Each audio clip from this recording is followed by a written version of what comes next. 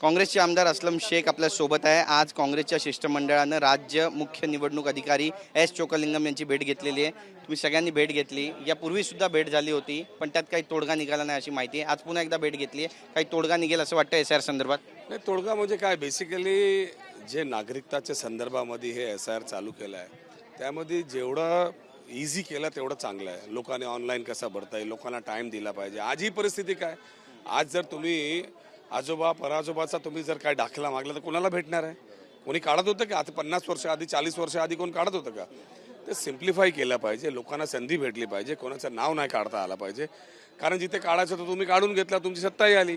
बिहारमध्ये आणि वेस्ट बेंगॉलमध्ये तुम्हाला जे करायचं होतं केलं। आता महाराष्ट्रामध्ये तर निवडणुका नाहीत, तुम्ही टाईम कशाला फिक्स करता?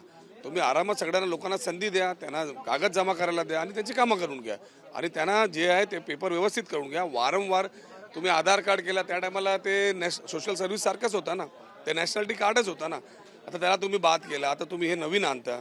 मग याला तरी एकदा तरी तुम्ही फायनल करा की हा नागरिक झालेला आहे। तुम्ही वारंवार 10 वर्षामध्ये सगळ्यांना नागरिकता स्थापित करा असं बोलत असणार ते योग्य नाही। बांगलादेशीन पण यांचा समावेश झालेला आहे। भाजपचे नेते वारंवार आरोप करतात, त्या ठिकाणी पाणी दौरा पण करतात, मग याला कसं पाहणार? ते भाजपाच्या नेत्यांना का लाज वाटत नाही का? 15 वर्ष झालं केंद्रामध्ये त्यांची सरकार आहे, कसे येतात आतमध्ये? हे पैसे घेतात का? यांच्यामुळे लोक येतात का? राज्यामध्ये त्यांची सरकार आहे, बांगलादेशी कसे येतात? का नाही पकडत त्यांना? आणि त्यांना स्वतःचा मंत्र्यांवरती त्यांनी राजीनामा मागितला पाहिजे। त्यांचे मंत्री सक्षम नाही ना। जर बांगलादेशी येत असेल आणि त्यांच्यावरती कारवाई होत नसेल म्हणजे त्यांच्या मंत्र्यांना काम करता येत नाही। मुंबईमध्ये आता ऑटो टॅक्सी चालकांना मराठी बोलणं अनिवार्य आहे आणि 1 तारखेपासून 15 तारखेपर्यंत ही सगळी मोहीम राबवली जाणार आहे।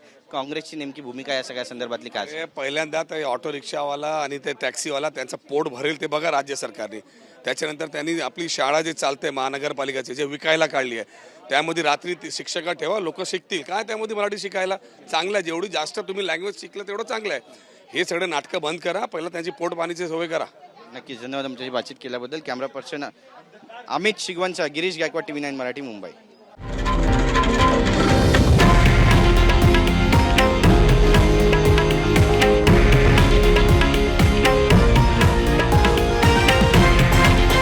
हे आहे देशातील नंबर 1 न्यूज नेटवर्क आणि आपण पाहत आहात TV9 मराठी, एकमेव।